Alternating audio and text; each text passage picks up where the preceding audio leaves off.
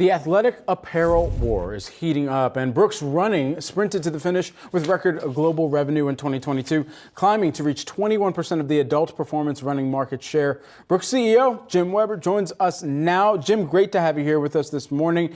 First, just take us into some of the catalysts that you've seen last year and where that is continuing to help out with Brooks' market share that you're taking up right now. Well, it's great to be with you. Thanks for having me. It's another roller coaster year. I think we've had a shock in each of the last 4 years, demand shocks, supply shocks.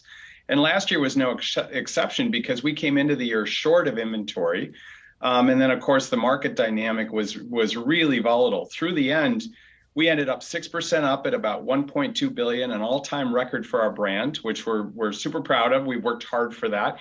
But interestingly, the fourth quarter was up almost 25%. So we saw, once we were able to supply the entire market, just really strong demand. And we think that reflects our category and run. The category is super strong as people are out there moving their feet. Yeah, I know we're moving our feet, Brad and I. So if the last couple of years were characterized by shocks, Jim, in as much as you can even forecast a shock, by definition, you kind of can't, but what does 2023 look like? Crystal ball required. I've never seen a more uncertain time just in the global economy, and we're a global brand.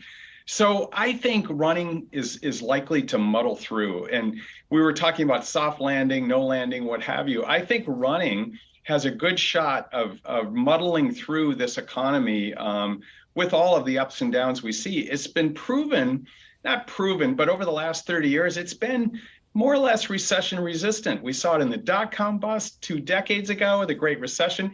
Even in COVID, when retail shut down, people were out there running and our category grew. So we feel really fortunate that through thick and thin, we're probably going to see more people running next year than we have in the past years. So with that, though, apparel and footwear is an inventory-driven business. Not for the faint of heart. It's super hard to plan for demand these days, but we expect growth, maybe not as rapid as we have the last few years in this retail environment, but we do expect growth this year. So, Jim, as you mentioned, since running is recession resistant from your perspective and your outlook here at this point in time, and it still is an inventory story, how are you working with some of your wholesale partners to make sure that you're taking on more of that share of shelf, or how you're managing that share of shelf, whether that be in person or digitally, knowing that those end partners are still going to need to sell through that inventory?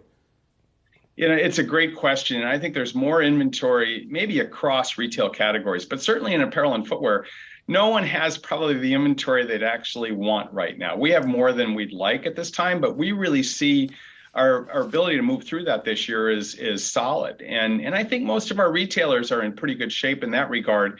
But there's clearly too much inventory coming out of last year in the broader category. You have to work through it. I think in footwear, particularly, the lead times are longer. They're 6 months plus. So, there's no such thing as perfection in inventory, too little, too much. But I think right now our category is going to right itself in the coming months from an inventory standpoint, and hopefully we'll all be more towards normal in the back half of the year. But it's a puzzle, and when we hit it right, we all look smart. But I really feel that our category is going to be able to work through it in this next 6 months. Jim, what's happening with pricing then? If the fact is that a lot of you and your competitors are over inventoried right now, does that mean you don't raise prices this year? Does that mean even you see a little moderation in prices or discounting in various channels? What's going on? I think when there's too much inventory, it has to be cleared. But there are channels to do that. We don't have a broad, sort of chain of outlet stores. We handle our inventory through our core partners. But you're going to see a lot of inventory cleared through these off-price channels, as it has to be. It's just it's almost a rule of gravity. It has to move. But on the core product lines or inline business, which is still the vast majority, 80, 90% of our business, we're seeing prices stabilize. And we've saw a lot of inflation in the last 2 years. The supply chain inflation has relieved a bit. And so I'm not seeing massive inflation in the coming year.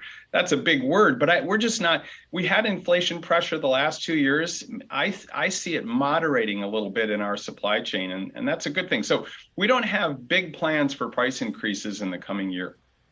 Jim, I've been doing a couple wear tests of different running basketball shoes, and it's coming down to the changing materials, too, that really kind of facilitate that ability to defy gravity, as you were mentioning gravity earlier a moment ago. When you think about sourcing some of those newer materials that are going into shoes, how is that changing or disrupting the existing supply chain that you may have had in order to produce the footwear?